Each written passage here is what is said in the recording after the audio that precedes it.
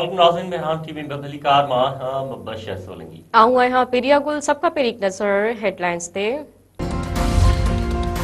कराची में गुल प्लाज़ा के लगियल बाहि ते रात खां ज़ाब्तो न अची सघियो। इमारत जा मुख़्तलिफ़ हिस्सा रही पट। रेस्क्यू ऑपरेशन में मुश्किलातूं। सड़ी फौत थियलनि जो अंग छती वियो। 20 खां वधीक माण्हू ज़ख़्मी। केतिराई माण्हू फाथल हुजण जा इतला। हिकु फायर फाइटर बाहि विसाईंदे सड़ी फौत। ॾाकण किरण सबबि 2 रज़ाकार किरी ज़ख़्मी। रेस्क्यू इख़्तियारनि जो चवणु आहे त MA जिन्ना रोड ते राति जो 10 वॻे प्लाज़ा खे बाहि लॻी। सॼे शहर जूं फायर टेंडर्स बाहि विसाइण जी कोशिश में रुधल आहिनि। इमारत जो मेज़ीनाइन ऐं पहिरियों फ्लोर सॼी तबाह थी वियो आहे।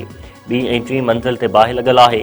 रेस्क्यू इख़्तियारनि जो वधीक चवणु आहे त बाहि विसाइण लाइ स्नॉर्कल ज़रिए पाणी उछलाए पियो वञे। बाहि विसाइण में वधीक वक़्तु लॻी सघे थो। इमारत कमज़ोर थी वञण करे अंदरि दाख़िल नथा थी सघूं।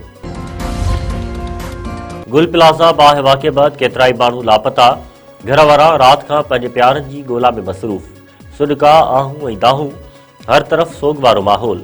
पीरसन औरत मूजिबि पुट सां राति ताईं राब्तो हो। उन बैदि हुनजो फ़ोन नंबर बंदि आहे। प्लाज़ा एसोसिएशन जे सदर तनवीर पाशी जो चवणु आहे त बाहि प्लाज़ा अंदरि हथरादू गुलनि जी दुकान में लॻी। प्लाज़ा में 200 खां वधीक दुकान आहिनि। ग्राहक निकिरी विया आहिनि।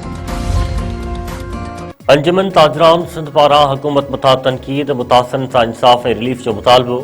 सदर अंजुमन ताजरान जावेद कुरैशी चयो आहे त गुल प्लाज़ा सानियो हुकूमती ग़फ़लत जो नतीजो आहे। क़ीमती जानूं ज़ाया थियूं। केतिराई ख़ानदान तबाह थी विया आहिनि। प्लाज़ा में वापारी केतिरनि ई कलाकनि ताईं फाथल रहिया। पंहिंजे बयान में सदर अंजुमन ताजरान सिंध वधीक चयो आहे त फौत थियल माण्हू पंहिंजे ख़ानदान जो सहारो हुआ।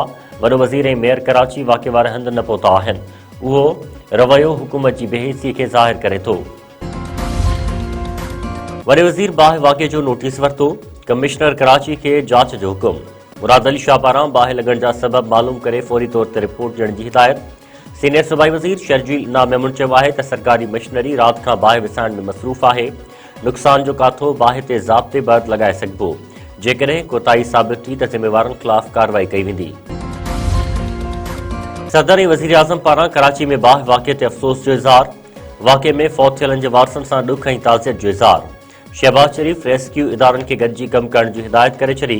वफ़ाक़ी गरू वज़ीर मोहसिन नक़वी पारां पिणु कराची में बाहि वाक़े में जानी नुक़सान ते अफ़सोस जो इज़हार।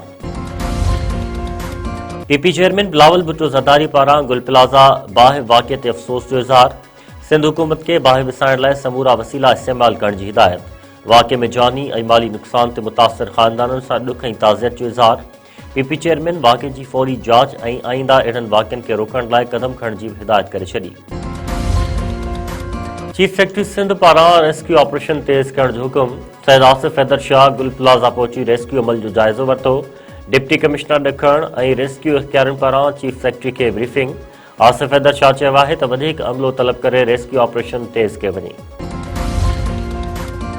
सेकरण मां 4 ॾींहं अॻु अगवा थियल 8 वरियनि जो नींगर बाज़ियाब। पुलिस ॿारड़े फिदा हुसैन नुनारी खे काज़ी अहमद मां बाज़ियाब कराए जवाबदार खे गिरफ़्तार करे वरितो। नींगर खे SSP शहीद बेनज़ीराबाद जे ऑफिस मुंतक़िल कयो वियो। वारसनि में ख़ुशी जी लहर। नींगर जे अगवा ख़िलाफ़ वारसनि औरतुनि ऐं मर्दनि 2 ॾींहं अॻु थाणे आॾो धरणो हयो हो। मेपो ख़ासि वेझो ज़ाल मुड़ुस मुबैना तौरु फाहो खाई ख़ुदकशी करे छॾी। हेंगोडो बसां 50 सालनि जे राजू ऐं 45 वरनि जी प्रेमी कोहली जा फाहो खाधल लाश मिलिया।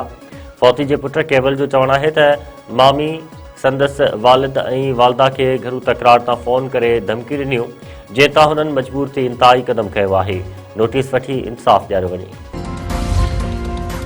ॻेड़ियल वेझो हथियारबंदनि हथां हिकु ॼणो गोलियूं हणी क़तल। ॻोठ ग़ुलाम मोहम्मद बुलेदी में फायरिंग में 50 वरनि जो लुत्फ़ अली मारिजी वियो। वाक़ियो पुराणे तकरार तां पेश अचण जा चोबोल। पुलिस जो चवणु आहे त जांच कई पई वञे। जवाबदारनि खे जल्द गिरफ़्तार कयो वेंदो। राउती जे कचे में ऑपरेशन मक़वी बाज़ियाब। हिकु ॾोहारी मारण जी दावा। पुलिस मूजिबि कचे में शर ऐं ईंधण गैंग जे ॾोहारियुनि ख़िलाफ़ टारगेटेड ऑपरेशन शुरू कयो वियो आहे। सनू शर ऐं सनड़ो शर जे घरनि मथां ड्रोन फायर कया विया। ड्रोन हमले में हिकु ॾोहारी बख़्श शर मारिजी वियो ऐं 3 ज़ख़्मी थिया आहिनि। पुलिस जो वधीक चवणु आहे त ॾोहारियुनि सां मुक़ाबले में पंजाब पासी मुख़वी अब्दुल्लाह आराई खे बाज़ियाब करायो वियो आहे। इलाइक़े में ॾोहारियुनि ख़िलाफ़ सर्च ऑपरेशन जारी आहे।